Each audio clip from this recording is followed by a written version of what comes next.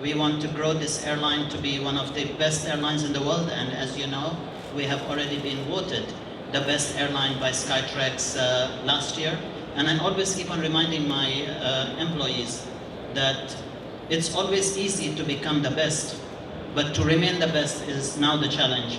And we in Qatar Airways will take this challenge. At the end of the day, also, I don't only want to give the best product in the world to my passengers, but I also want them to get it at the best value for their money. Qatar Airways will keep on raising the bar. When you look at our product, we were the first airline in the world after British Airways to have a horizontal lie-flat seat in first class. We were the first airline after British Airways to have a horizontal lie-flat seat in business class. We were the first airliner outside continental USA to have live television transmissions into our airplane. We were the first airline in the world to have a full-fledged lounge on board our aeroplanes. And we will keep on doing this. And now when you look at the continuous innovation of product of Qatar Airways, we don't want to be second to anybody. We always want to be at the top. And of course, like Michael, I will be very aggressive in trying to achieve what are the aims that we have for the airline. Well, although you've won many awards, and we could just spend the next hour talking about the awards, but you must feel gratified in particular with that Skytrax award, because isn't it fair to say it's perhaps more of a legitimate award in that it's based on actual customers who have used many airlines? Yes, it is a very legitimate award, because in Qatar Airways we don't pay to give awards. You know, we don't want to subscribe to World Travel Awards or anybody else, you know, where you have to sponsor things to be able to get awards. We want to be recognized by our passengers. We want to be appreciated by our passengers. We want the passenger, who is our customer, to vote which is the airline they prefer.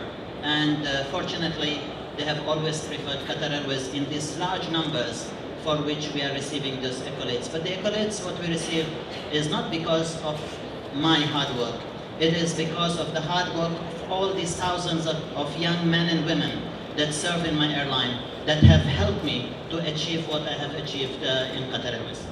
Well, undoubtedly, you now have world-beating service, you win these awards, but if you were not flying to places that people actually wanted to fly to, the awards would have less meaning. So I'd like to ask you now about your choice of routes. How would you decide where to fly? Because we talked about how you built up from small beginnings, you now fly to over 100 destinations. What kind of criteria do you look at when you're deciding where to fly? Because in the past, some people would have been quite disbelieving you could fill aircraft to the range of destinations that you do fly to. You know, Qatar Airways does not fly aeroplanes to carry fresh air to any destination. We go, we plan our strategy to make sure that there is... We in Qatar Airways are very good at taking... We are very, very good. We are actually experts in moving capacity from market to market, depending on the economic situation, the financial state of the world economy, the recession. And it is very important to know that Qatar Airways has always been flying with very high load factors. People never believe, including my corporate planning people, when I give them direction that we want to go to certain destinations, they are always, will come up and give you all sorts of stories that, it will not be a good idea, that if you go there, this will be the bottom line. But me as a leader of this airline and a businessman, you have to take at times risk. And there is some feel that you have when you are a businessman, that this opportunity, these economic indicators of this country, this potential of that country, and future investment in that country will pay back. And I have been very successful in being able to always get it right, fortunately. But at the same time, we also sometimes get it wrong. But when we get it wrong, it is not due to the wrong planning or the wrong decision made by us in the airline, but it is due to certain governments of those countries that try to stifle an airline that is such an important economic benefactor to that country. For example, we withdrew from Cebu. This was the only second destination we withdrew. One we withdrew from Myanmar, where we are now again going to start with a daily frequency in October. And the second, we withdrew because of political upheaval there, where immediately all the tourism arrivals got cut. But at the same time, we withdrew just last month from Cebu. We had 90% load factor. We had a reasonable yield, but the government, with their bad economic policy, taxing airlines that was feeding the local economy, we had to withdraw. And then we get all sorts of requests, to reconsider, and we will do this and we will do that. But at that time, it was too late. So we are always, also at times when we do go somewhere, we are at times at the mercy of the governments that are responsible to actually promote air services to feed their local economy, their tourism, and their businesses. And that's something I want to come back to as we continue our conversation. But just to focus again on your route development, I'm particularly fascinated that you've opened up markets, for example, from Doha to Latin America. Who would have believed there was a market there? Or perhaps more recently, but one that interested me was when you opened your route to Rwanda. Now, many people, including myself, until recently couldn't place Rwanda on a map. It was only because my sister went and lived there for 2 years, and I finally worked out where it was. And I believe the president of Rwanda has said that he wants to make his country the Singapore of Africa. So he has big economic ambitions. And I wondered again how it was that how did the dialogue begin which resulted in you selecting that route? You mentioned macroeconomic indicators. Did you have a dialogue with the government, or was it a case of looking at economic trends and so on? No, we don't go anywhere to please any government. We go when there are economic opportunities, when there is business opportunities for the airline. We see Rwanda as an upcoming tourist destination. Don't forget that there is Air Brussels goes there, KLM goes there, and we saw that there was an opportunity because tourism today is not only being fed by Europeans like in the past, but there are more and more affluence in Asia and China, and we want to tap those markets. At the same time, Latin America is a huge economic machine that is upcoming. It's an emerging market, and there are two major powerhouses in the East, which is China and India. And there is a lot of synergies between these two development, and there is too much inflow and outflow of economic activity between these two very important regions, and there was hardly any direct frequencies from Latin America to these parts of Asia and the Asia Pacific. And we saw this as an opportunity, and we have started operating there. Soon we will be expanding to more destinations. Don't ask me which one they are because I will not tell you today. However, we are going to expand very aggressively in Latin America and in Africa, because we also see that Africa is underserved. Africans deserve more air services. Africans deserve more attention from the world to develop and help them with their air transportation infrastructure, and this is what Qatar Airways is going to do. It's very interesting because, of course, coming from the European background, we know that some of the European carriers are quite vocal in their criticism and the difficulty of confronting competition with airlines like yours. They have recession in Europe and in the USA, the traditional, what I would call, old world markets. If you were in their shoes, do you think there's something they could do different apart from vocalise about the competitive climate? Are they missing a trick with some of these markets that you're talking so enthusiastically about? Could they get into those markets as well? You see, let me go back to the Europeans. The Europeans are the ones who taught us how to create a hub. We didn't have 25 years ago any hub in the Middle East. All the hub was in Europe. Europe today is saturated. They have no infrastructure investment. There is no greenfield airport. There is, of course, this huge green tendency in politics. So we see there is an opportunity, and we are tapping those opportunities. Not only that, we have learned from them of how to create a hub.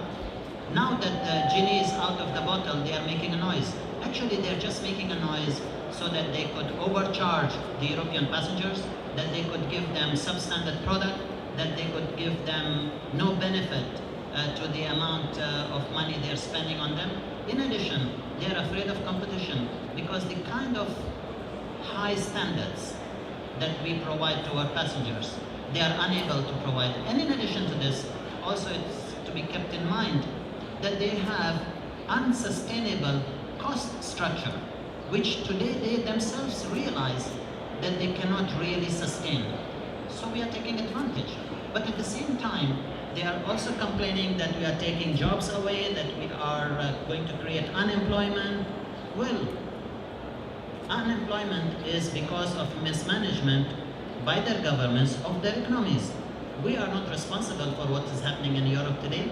However, they don't realize that between us and Emirates, we have nearly 400 aeroplanes ordered from the Europeans. You know how much this adds to their economy? How much employment this creates? They do not realize this. But unfortunately, a couple of major airlines are deceiving their governments, influencing their governments, lobbying their governments to impede the growth of Qatar Airways and Emirates into Europe. But this is not going to succeed. You know, every business is a two-way street. And we have to accept that there will be two-way street, and the European passengers deserve the levels of and standards of service that we provide vis-a-vis our European counterparts.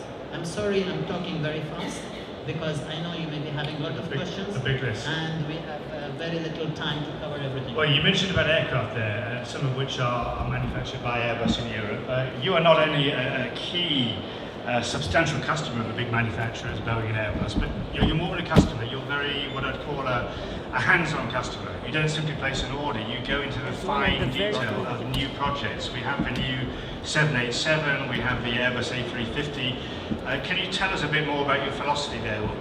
What I mean is it's new technology, but you have helped to shape the approach of these manufacturers in these next generation aircraft. Exactly. In Qatar Airways, we don't only order airplane, but we help them develop the kind of product that we know what our passengers want. We know what are requirements. We know what are the issues that passengers face in an aeroplane, which by improving and helping the aircraft manufacturer to design aeroplanes, I'm very proud to say that Qatar Airways is in the lead team of Boeing, where as a customer we sit in their aircraft development programs, and we are doing the same with Airbus. We have been involved from the beginning in the design of the Airbus A380 and the passenger amenities that it should have in it. And we were very vocal when Airbus launched the A350 program to tell them that what they were doing with that aeroplane in the beginning was wrong, that their aircraft design was deficient, and that as they were going to have a new wing, new undercarriage, new engine, then why the hell they don't also want to put a new fuselage? And they thought about this, they lost 3 years thinking about it. At the end, they obliged what we had advised them, and now they are behind the 787 program. If they would have listened to Qatar Airways ideas in the beginning, I think the 350 XWB would have flown before the 787s. So they actually lost out orders to Boeing, possibly because of that. Exactly. In terms of the technological issue, which both of the manufacturers are struggling with, I mean, the 787 you're about to receive this year, but it is, as an airline, as an aircraft, over 3 years late, nearly 4 years late. The A350, as you say, is behind. But do you think, given they've both got new technology, whether it is engines, assembly methods, composites, that they bit off more than they could chew too quickly? They were trying to meet needs for fuel economy, better range. Should they have been more cautious? I think that Boeing made a fundamental mistake, is that they did a huge leap from a normal aeroplane, an aluminum aeroplane, to a fully composite aeroplane. And I think they did not realize the challenges that this would face. I know that they were already used to building fighter aircraft with composites, so they thought that they could translate this into a passenger aircraft. And they realized that this idea was fundamentally flawed. But they also made another mistake, is that they relied on subcontractors to make major aircraft components for which these subcontractors were not experienced. And they did this to mitigate the development cost. And again, this was a fundamental mistake, and they had to pay for it, because all the savings that they thought they will do by subcontracting this work to an outside company and getting them involved in cost sharing actually backfired, and they had to pay huge penalties to people from whom they defaulted in delivering the aeroplanes. Airbus has learned the lesson from them, though they also are making a little bit mistakes, I should say, but it will be less painful for Airbus than it was for Boeing.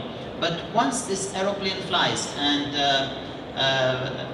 Qatar Airways should be receiving the first Dreamliners imminently, this Boeing aircraft will be the game changer. It will be a fantastic aeroplane, and Qatar Airways wouldn't have been patient if we thought that this aircraft wouldn't be what we want it to be. And you will take delivery of your first aircraft in the middle of this summer season? Yes, we will display our aircraft at Farnborough, and then it will go back to the United States to be fitted with the connectivity suite, which will, of course, provide high-speed internet for our passengers. And then soon after that, it will be delivered to Qatar Airways to do its normal service. Now, you have not only the 787 coming in this year, you mentioned the A350, you're going to have both of the new generation long-haul, small to medium-sized aircraft, and the 380 as well. So you're going large and small in your future planning. Yes, because each aircraft is a mission-specific. And we will be having the Dash 8 787s, we'll be having the Dash 9 350s, and we will be having the 380s. And we are also interested in any new generation aeroplane that Boeing envisages that they will launch, which is the 777 8X and 9X. We are very keen also to look at those aircraft. Qatar Airways has a policy to keep its average fleet age below 5 years. So we will have a massive rollover program, and we will keep on ordering aeroplanes in order to keep our fleet fuel efficient, young, and modern.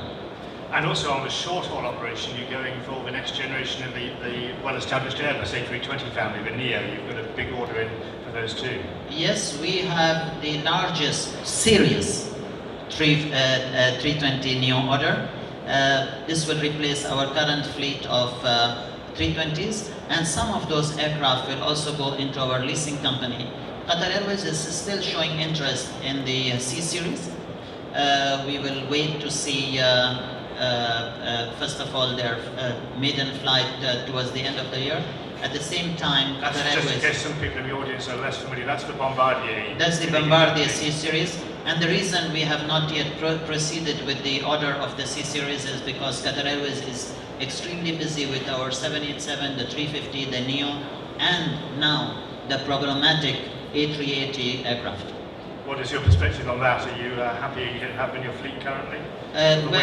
We are scheduled to get the Airbus A380 delivery in October of next year, but Qatar Airways will have to defer the deliveries of those aeroplanes until we have a very clear picture on the issues of the wing, which is now in the process of modification.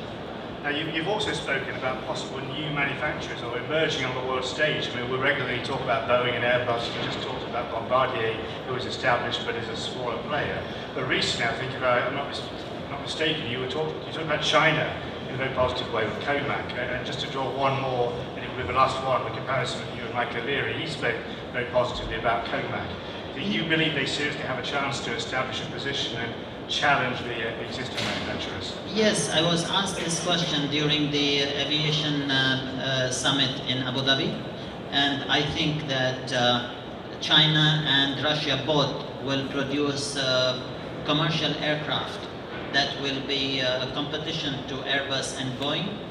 We have confidence in them. Don't forget that only 10 years ago, you never expected China to be making high-performance cars. You didn't expect China to be making the kind of appliances, consumer appliances that they make today. You wouldn't expect China to make high quality furniture. So things have changed. China is a huge emerging market in manufacturing. Russia has a very long-standing expertise in aircraft manufacture, and I think that in the next 5 to 10 years, both these countries will make aircraft that will compete at least in the single-aisle aircraft against both Americans and the Europeans. And Qatar Airways will be very open in our future fleet procurement to buy these aeroplanes once they are properly certificated, properly tested, and that all the safety issues are properly addressed. Yes, Qatar Airways will be very keen to buy Chinese or Russian aircraft. Do you enjoy putting a certain degree of competition between these manufacturers? Is that, do you think that's an important element of being, as you said, being a businessman? Because I think in the past some airlines have tended to stay with one manufacturer and there hasn't been a sense of challenge.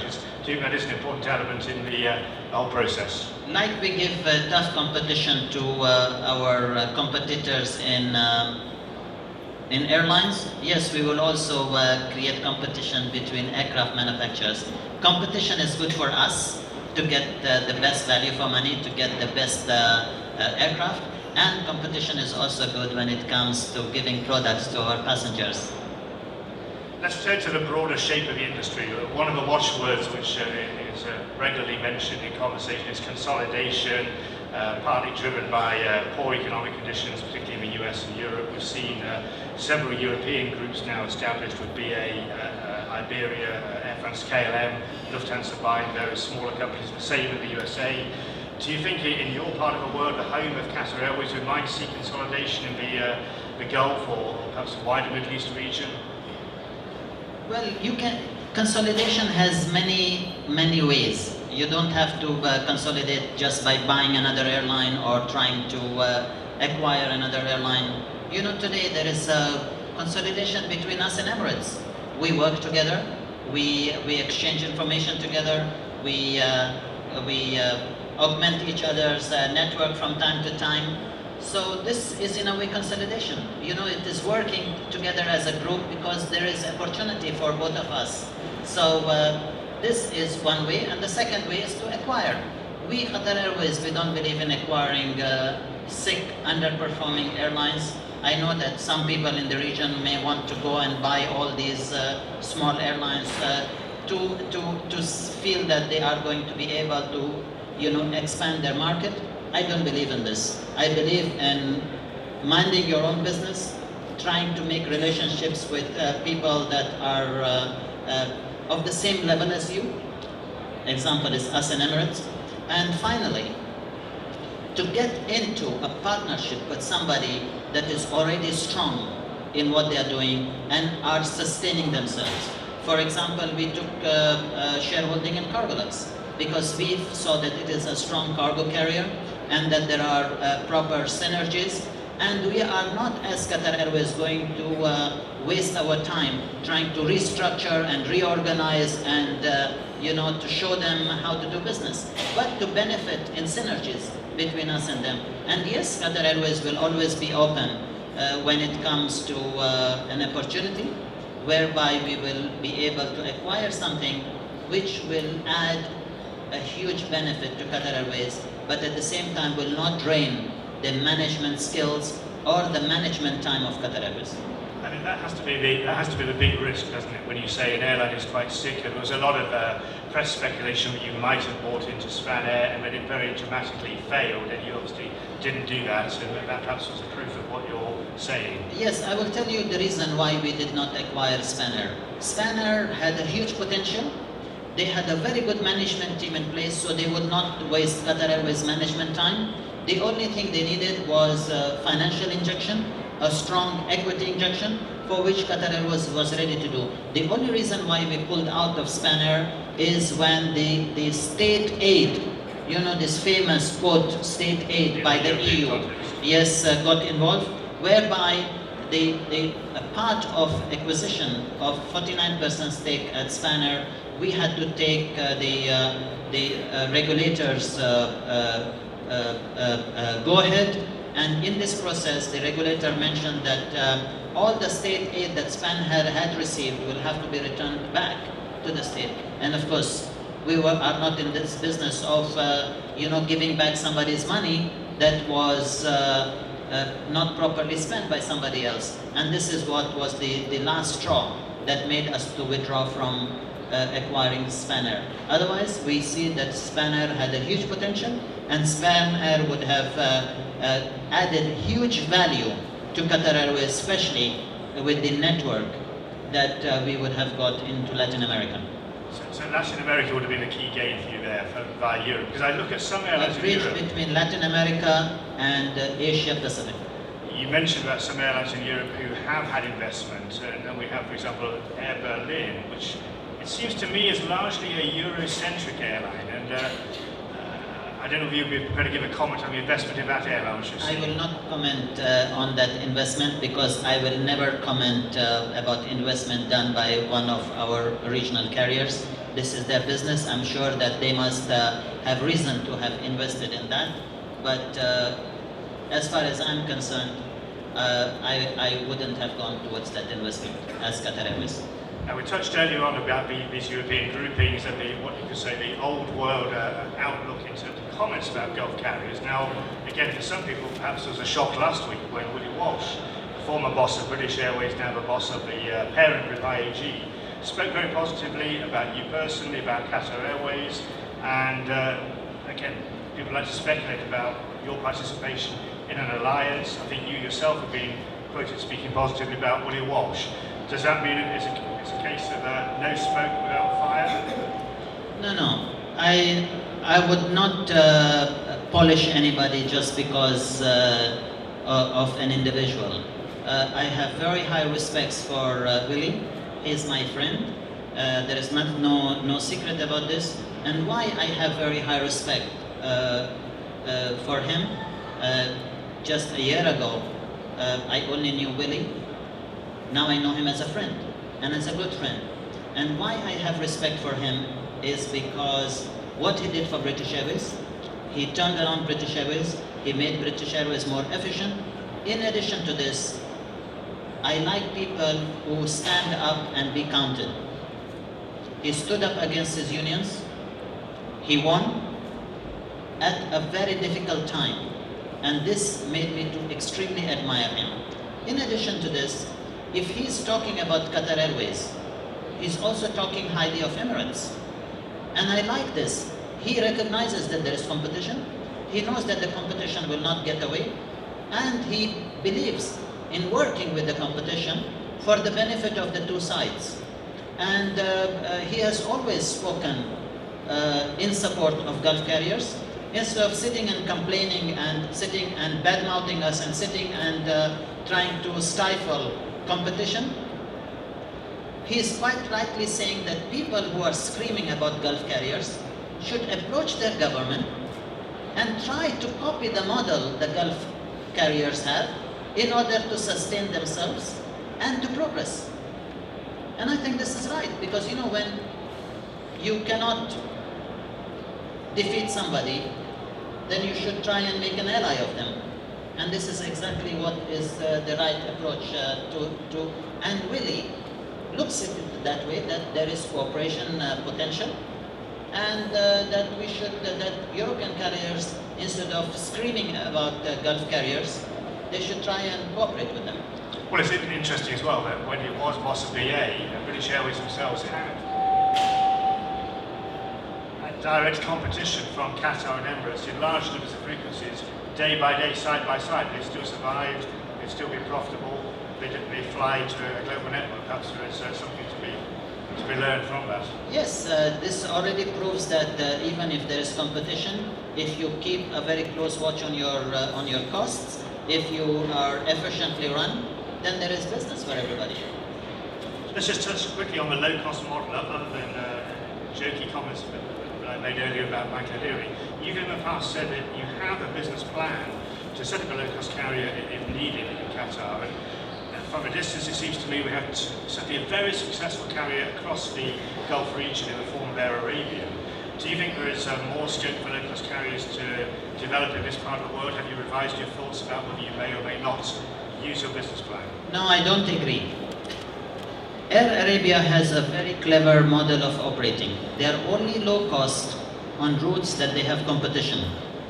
They are not low cost. As a matter of fact, they sell at IATA published rates on most of the routes where they have no competition. So it is really not low cost. Secondly, maybe they are considered as low cost because in their aeroplanes they only have one class of travel. I do not think that low cost is conducive to our region, and I have kept on saying this time and time again. Low cost is a successful model when you have a huge captive population, you have open skies, so there is deregulated skies, and thirdly, that you have secondary low-cost airports. All these three criteria, which is most important for low cost, does not exist anywhere in the Middle East. And this is why I don't think low cost will sustain. The only thing that I can say about Qatar Airways is that we mentioned we will be prepared to launch a low cost at a 90-day notice, provided low cost entrants into our market are taking market share. But you know, there is many ways to skin the cat. We are having full service flights or structure. However, we sell limited number of seats in our aeroplane, doing proper yield management at prices which are very close to the low-cost operators. And we have been able actually to recover a little bit of a small percentage of the market share that we had lost. We regained it back.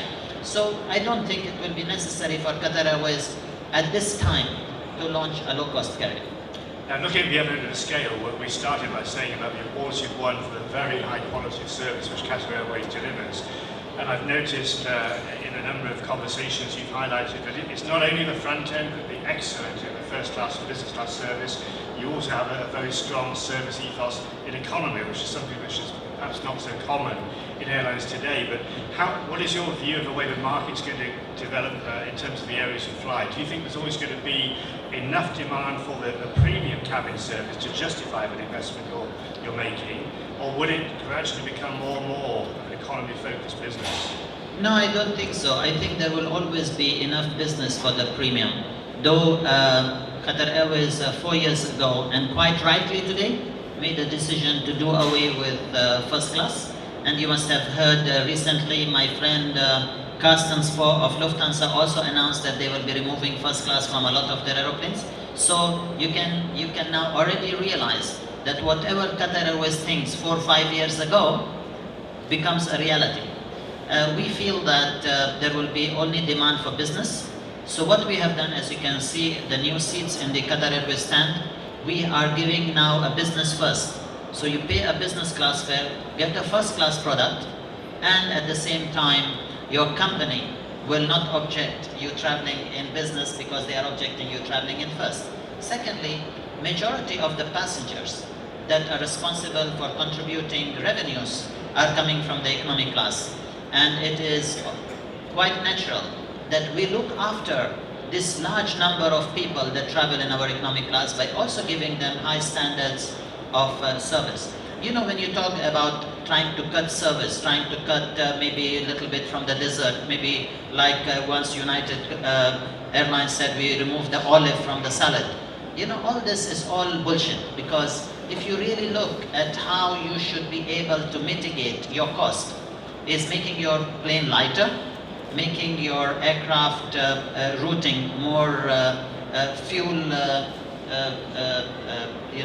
centric, and making sure that unnecessary costs, without affecting passenger amenities, without affecting passenger product quality, how you will be able to save the same amount of money. For example, you try to cut the dessert, or you try to reduce the weight of the dessert, or you reduce maybe 10 grams from the chicken that is in the casserole. The amount of money that saves is far trivial than the amount of money you will save by just reducing the weight of the in-flight magazine that you have. Or in addition, you reduce 100 kilos of water that you carry in the toilet, because you take statistics and you realize that instead of putting 200 gallons of water on a particular route, people are only using 100 gallons of water. So all these small things will far exceed the savings you will get from any other passenger amenities that you will try to cut just for the sake of cost cutting. Now, I know the audience. This is why we give you the best food, we give you the best wine, we give you the best product, we give you the best seat, and we charge you a reasonable price. And do you make money from that? And we make money from that. Otherwise, I will not be flying aeroplanes. Now, one last question for me before we can return to the audience. So the industry body, we've got about 15 minutes left. The industry body, IATA, there was a famous meeting last year at which you expressed your views about that body. Have you changed your views? Are you going to be more actively involved? Does it have a role for the future of IATA? Of course, IATA has a role because it is an extended family of airlines where we will be able to voice our concerns, where the association will be able to look at the problems that airlines face. As you know, in the previous IATA AGM, I raised issues which were very valid. Unfortunately, IATA AGMs had become a forum of a party. It was just a forum where everybody was told what to accept, what to say, to raise the hands, and to second, and to accept. This was all fooling people. When I started to ask very valid questions on the finances, on the governance, on the transparency of IATA, I got a lot of pats on my shoulder from all the CEOs. They said, we are so happy, at last somebody stood and spoke. We knew this was happening, but they didn't have the courage. Or they didn't want it to rock the boat just because they were coming there for 1 or 2 days to attend the AGM. This was just all fanfare. We were being deceived. It had become an organization what was Giovanni Inc. The guy was dubious. He refused to give information to me. Their lawyer, who when everybody at the AGM, in front of everybody, the secretary of the AGM said that I will be provided with the information, refused to provide me. As a matter of fact, when we started asking specific questions, the legal counsel or the legal person in IATA said that he couldn't give me this information because it was client privilege information. Excuse me, I am not the client. I am the member. They work for me. We pay for their salary. So you see how they were so protective. And it was a grouping that was just a group of friends for friends. And I'm glad that Qatar Airways broke this mindset, that now IATA knows that they are more accountable, that Qatar Airways and other airlines will ask questions. But I have great confidence in Tony. Tony is coming from a Swire pedigree. He is wanting to change things. He is wanting to make the place more transparent. And he's going to change the style in which IATA is run. But there will be a very strong advice from me to Tony that he will have to break this circle of deceit that still exists in some of the individuals that have stayed with the previous management for too long, who are not ready to change their mindset. Today, there will be accountability, and Qatar Airways will be a leading voice on behalf of other airlines to make sure that IATA is transparent and that it is run in the best interest of the airlines that are rightfully its members. Thanks very much, Akbar. We'll just go to the floor now. I'm sure people are going to have questions more than we can handle, but if you can put your hand up and we'll get a mic to you. I got my purse, keep the mic for me. Keep in mind that we have very little time, so make your questions very short.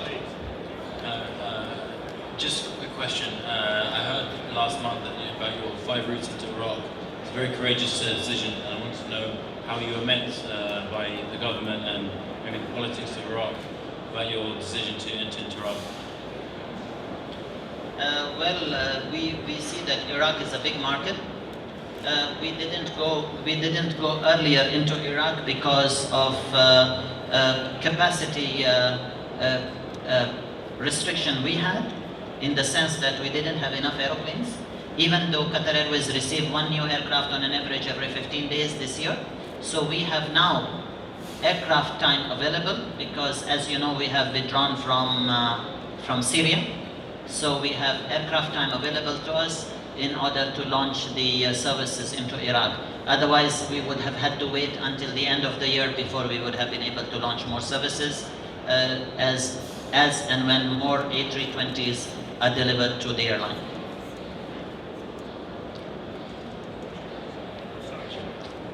If you are number 1 and not number 2, does that mean that you're better than Emirates Airlines? Well, you have to ask this question to the passengers, because it is the passengers that vote. You know, if you ask me... What do you think? If you ask me, I will always say I'm the best. If you ask my friend Tim Clark who is the best, he will also tell you that Emirates is the best. Every airliner CEO will say his airline is the best. But it is the passenger at the end that counts. So you need to ask that question to the passenger. And whatever is voted by the passenger will be acceptable to me. If they tell me I'm number 2 or number 3 or number 4, I will accept, because it is the choice of the passenger. Hi, Tahani Karaliusli from the Wall Street Journal. Earlier you mentioned that you're always looking to update your carriers. Can you tell us how many new planes you're going to be ordering this year and how much you're planning to spend on that? Well, we are imminently going to order 10 Bombardier aircraft at a cost of nearly $700 million. This is for our corporate jet business. However, what other aircraft I'm going to order, I'm not prepared to tell you at this time. You'll have to wait and see what we get out of the bag whenever we have the opportunity. Hello. Yeah. So, what do you think of the opinion that says that Qatar Airways does not focus on Qatar as a destination, but only to promote Qatar Airways itself? No, quite the contrary. I already told you on the onset of this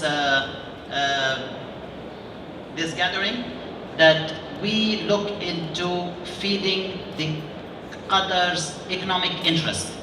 And Qatar's economic interest is twofold. One is to promote Qatar as destination, and second, to make Qatar a hub in order to be able to connect passengers from all over the world through our airport in Doha. Yes, and the progress of Qatar Airways has been fabulous and fantastic, but we feel Doha Airport is taking so long time to get its final shape. I mean, we've been seeing it for 10 years, renovations, renovations. When is it going to be completed to help Qatar Airways to continue? Yes, every airport will keep on expanding as its capacity gets reduced due to the expansion of the airlines. However, you are aware that Doha is building a new airport, which, yes, we are building an airport at the cost of nearly over $15 billion. This airport started construction in 2005 and should be ready by the end of this year for full operation by the beginning of next year. And I promise you one thing, that this will be the best airport in the world. Mr. Al-Bakr, sorry, can I ask you mentioned you're always interested in opportunities for acquisitions. Are there any serious talks between you and any other airlines at the moment? And my second question is, do you expect to join One World Alliance this year? The first question I will tell you when we have concluded, if we are talking to anybody, so I will not preempt. Secondly, it is not the choice of Qatar Airways. It is the choice of other members of an alliance to invite Qatar Airways. So whenever an air alliance will invite us, we will consider it. But I don't know if I am being invited by anybody. I have not heard it. I have read it in the press. I think it is contributed by the positive statements made by Mr. Willie Walsh of IAG. But Willie is a friend of both us and Emirates, so maybe we both may become in one world. I don't know. Hi, Salam Amr. I just want to ask about how do you explain the balance between yield and volume with the aggressive volume strategy that you adopt in the competitor market? No, we are not addressing the volume. We are looking at connecting A to C via a point B, which is the Doha airport. We are only carrying those volumes because we are connecting so many more destinations via our hub in Doha. Same like here in Emirates, in Dubai. Emirates is growing in a very planned but in an aggressive way. So they are getting more and more volume. Today, Dubai airport is amongst the 6th largest airport in the world. Doha is the same. We are getting the volume because we are connecting more cities via our hub, and this will continue. So it has no relation to the volume. It is relation to the network expansion of the airline, which we are very aggressively pursuing. Mr. Al-Bakr, about 18 months ago you told us that in the next few years there are going to be 2 regional carriers in the area, yourselves and Emirates. This year Etihad turned profit. Are Etihad proving you wrong? I never said, if you go back to all the press interviews I have given, I never said that there will be 2 regional carriers. I said there will be 2 dominant carriers in the Middle East, and I still confirm that there will be 2 dominant carriers in the Middle East. It will be Emirates and Qatar Airways. 2 dominant carriers. There will be many carriers, like in Europe, there are many carriers, but there is only 3 dominant carriers: British Airways, Air France KLM, and Lufthansa. Same will happen in the Middle East. There will be many airlines, there will be 2 dominant carriers. Profitability has no relation to dominance. We are profitable. Emirates has always been profitable. So if Etihad is profitable for the first time, I'm very happy for them. But when it comes to dominance, there will be 2 airlines: Emirates and Qatar Airways. And you can... Sorry?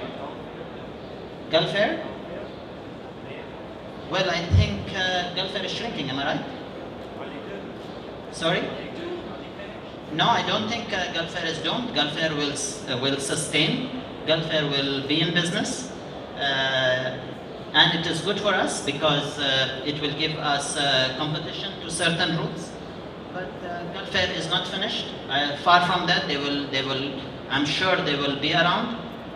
Unfortunately, due to maybe political interference or whatever, they are not what they should have been. But if you keep in mind that 20 years ago, Gulf Air was the best airline in the Middle East. It was the largest airline in the Middle East. And we learned some things from them. And I'm sure they will be around. Akbar, just to finish off, I mean, we've had a great range of questions. We could, I'm sure, carry on another hour if time permitted, but just one very simple final question. We've probably discovered a lot about you and your motivations, the achievements of you as CEO of Qatar Airways today, but what gets you out of bed in the morning? What keeps you excited about this industry, given the number of challenges it faces? First of all, I want to tell you something, that I sleep very well. You know, when you have very good conscience, you'll always sleep well. Secondly, when I get up in the morning, the first thing comes into my mind is what better I can do for my airline, what better I can do to serve my country, what better I can do to achieve something that the passengers that fly on Qatar Airways will always be proud of flying with us. Thank you. Thanks very much, Akbar. Ladies and gentlemen, Akbar Al-Bakr, Chief Executive of Qatar Airways. Thanks very much indeed. We look forward to inviting you back for a few future discussion of the ongoing progress of Qatar Airways. Thanks a lot. I know that Tim Clark made you to interview me because I'm sure he wanted me to be crucified by you, but I'm happy that I wasn't. Well, I don't know who's anywhere around, but I'm sure he'd be delighted to see you stood up to it. Thanks a lot.